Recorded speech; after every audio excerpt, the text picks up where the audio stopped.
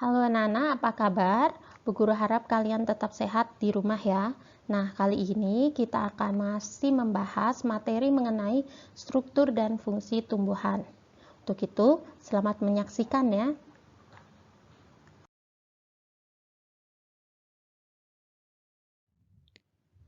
Tujuan pembelajaran pada pertemuan kali ini dengan nilai sekolah kita adalah peserta didik menunjukkan sikap jujur dalam pembelajaran daring.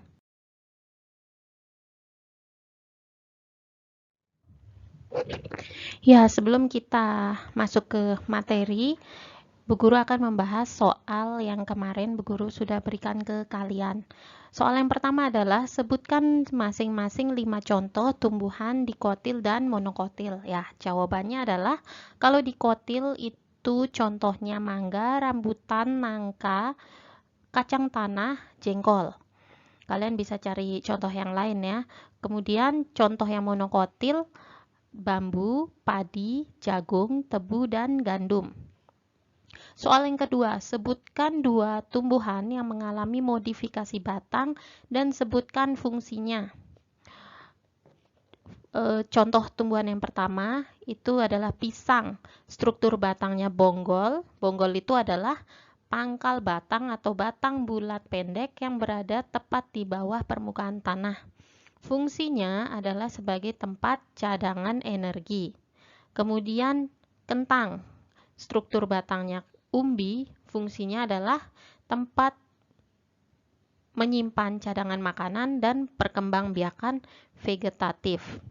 Soal yang ketiga, berdasarkan karakteristik daun, pisang dan rumput termasuk kelompok tumbuhan monokotil atau dikotil. Jelaskan. Termasuk monokotil karena tulang daunnya sejajar.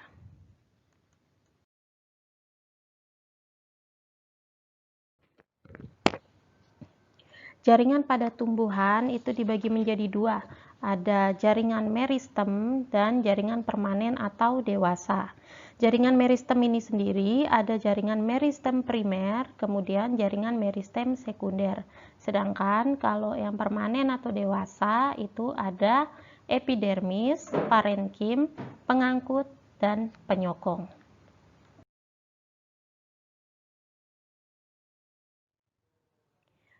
Yang pertama akan Bu Guru bahas adalah jaringan meristem. Jaringan meristem itu adalah jaringan yang selalu tumbuh. Jaringan ini disebut juga jaringan embrional karena jaringan ini sel-selnya aktif membelah diri secara mitosis. Hal ini menyebabkan sel-sel tumbuhan semakin bertambah dan menyebabkan tumbuhan mengalami pertambahan tinggi dan volume.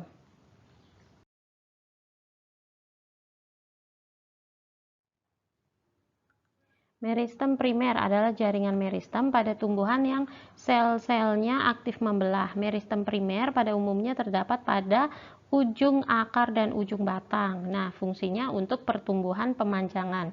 Berikut ini adalah contoh dari meristem primer ya. Ini adalah pertumbuhan vertikal atau perpanjangan dari akar, ujung akar dan batang. Berikutnya adalah meristem sekunder. Meristem sekunder ini berasal dari sel-sel dewasa yang sudah berubah menjadi merismatik kembali atau aktif membelah kembali. Ini hanya terdapat pada tumbuhan dikotil dan gymnospermae. Fungsinya adalah untuk melakukan proses pelebaran pada kambium vaskuler dan kambium gabus. Nah, ini adalah contohnya ya.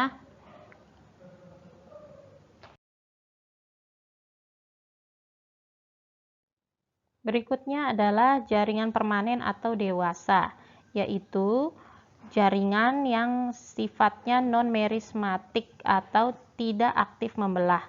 Jaringan ini berasal dari pembelahan sel-sel meristem primer dan sel-sel meristem sekunder yang telah mengalami diferensiasi atau mengalami perubahan bentuk sehingga memiliki fungsi tertentu, atau dengan kata lain, jaringan permanen atau dewasa ini adalah jaringan yang sudah terdiferensiasi.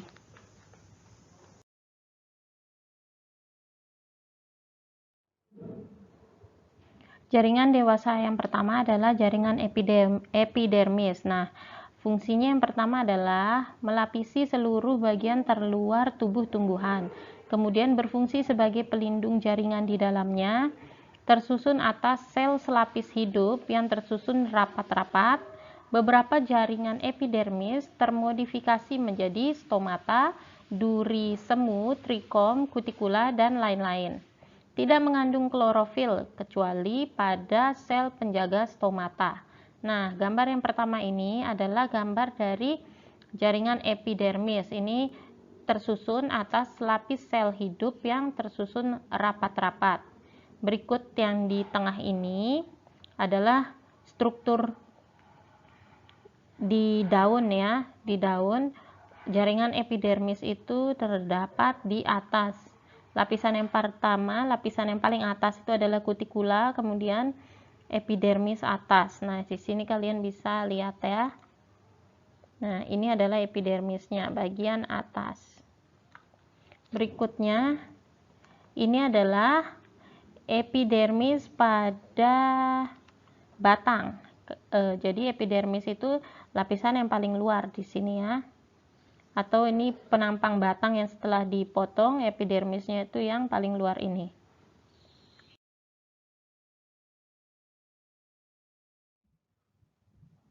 Jaringan dewasa yang kedua adalah jaringan dasar atau parenkim. Jaringan ini tersusun dari sel-sel hidup, membentuk struktur morfologi dan fisiologi bervariasi, terdapat di bagian akar, batang, daun, dan buah dengan vakuola berlimpah, memiliki ruang antar sel sehingga letaknya tidak terlalu rapat. Pada dinding sel yang telah menebal terdapat celah plasmodesmata. Sebagian memiliki klorofil. Nah, ini adalah contoh dari parenkim pada padi dan yang sebelahnya ini parenkim pada tumbuhan lili. Jaringan parenkim ada sebagian yang memiliki klorofil yang disebut dengan klorenkim. Nah, pada daun, jaringan parenkim ini berdiferensiasi menjadi jaringan palisade dan jaringan bunga karang yang berfungsi untuk proses fotosintesis. Jaringan palisade dan bunga karang pada daun ini biasa disebut dengan mesofil.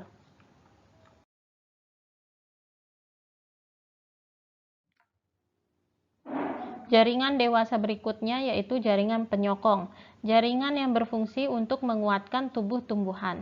Ini terbagi menjadi dua, yaitu kolenkim, tersusun atas sel-sel hidup, menyokong tumbuhan muda, terjadi penebalan di bagian sudut-sudut dinding selnya, sedangkan kalau sklerenkim itu tersusun atas sel-sel mati, menyokong tumbuhan yang sudah tua, menebal di seluruh bagian dinding sel. Terdiri dari serat dan sklerate.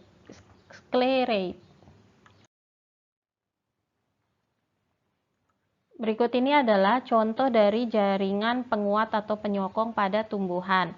Sebelah kiri ini adalah contoh dari jaringan kolenkim. Jaringan ini mengalami penebalan tetapi tidak merata. Bisa kalian lihat pada gambar, ini ada penebalan tetapi tidak merata. Sedangkan kalau gambar sebelah kanan ini adalah contoh dari sklerenkim. Kalian bisa perhatikan di sini penebalannya lebih merata.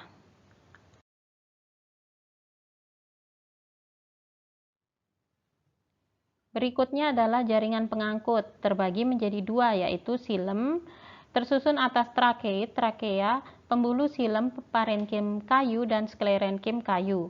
Berfungsi untuk mengangkut air dan garam mineral dari dalam tanah menuju daun. Yang kedua adalah floem. Floem ini tersusun atas sel tapis, pembuluh tapis, sel pengiring, sel parenkim kayu, dan sklerenkim kayu. Berfungsi untuk mengangkut zat-zat hasil fotosintesis ke seluruh bagian tubuh tumbuhan.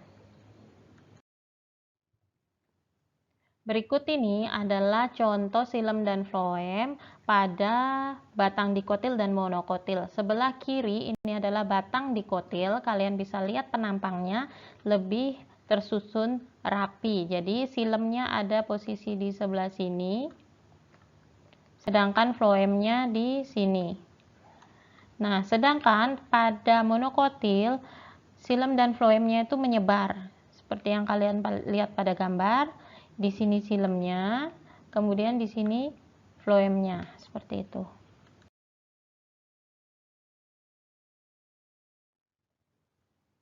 Berikut ini adalah teknologi yang terinspirasi dari struktur jaringan tumbuhan.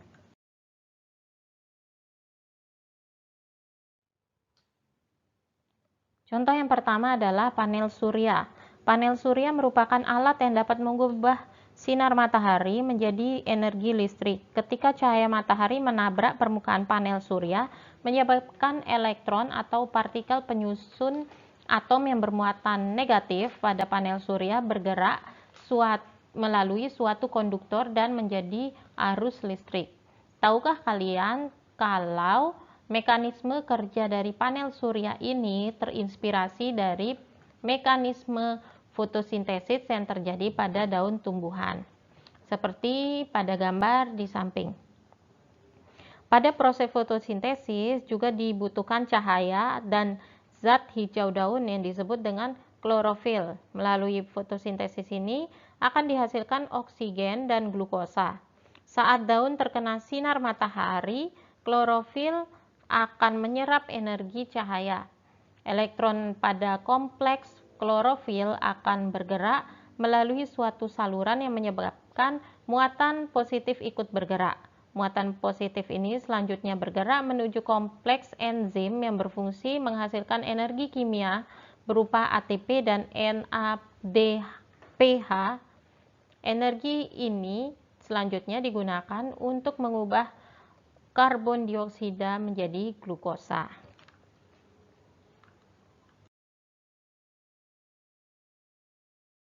Berikutnya adalah sensor cahaya. Lampu penerangan jalan ini dapat menyala dan mati secara otomatis karena dilengkapi oleh sensor cahaya yang disebut dengan photoresistor atau light dependent resistor atau dengan singkatannya LDR dan sakelar pengatur on dan off. Fotoresistor ini dapat mendeteksi ada dan tidaknya cahaya di lingkungan sekitar. Jadi, saat siang hari lampu ini akan mati, sedangkan saat malam hari akan nyala. Nah, mekanisme seperti ini ternyata terinspirasi dari tumbuhan kaktus. Jadi, tumbuhan kaktus ini memiliki stomata yang unik.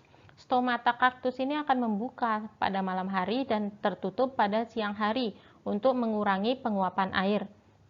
Proses membuka dan menutupnya stomata ini didukung oleh aktivitas sel penjaga stomata.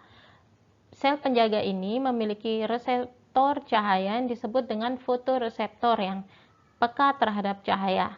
Jadi, pada siang hari yang terik, fotoreseptor ini akan menangkap cahaya dan menyebabkan air di dalam sel penjaga dipompa keluar dengan bantuan ion-ion. Akibatnya, sel penjaga akan mengecil dan lubang stomata akan tertutup. Pada malam hari, air dipompa lagi masuk ke dalam sel penjaga dengan bantuan ion-ion sehingga sel penjaga menjadi besar. Seperti itu.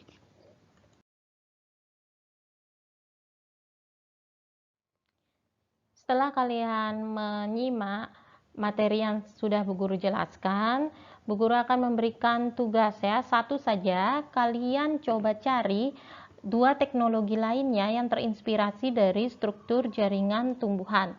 Kalian berikan gambarnya, kemudian dengan penjelasannya. Nah, ini kalian kerjakan di buku tugas kalian, tugas IPA, kemudian nanti kirimkan ke GCR. Ya, akhirnya Bu Guru akhiri pertemuan kita kali ini. Tetap sehat di rumah, tetap belajar, dan tetap semangat ya. Untuk itu, sampai jumpa lagi.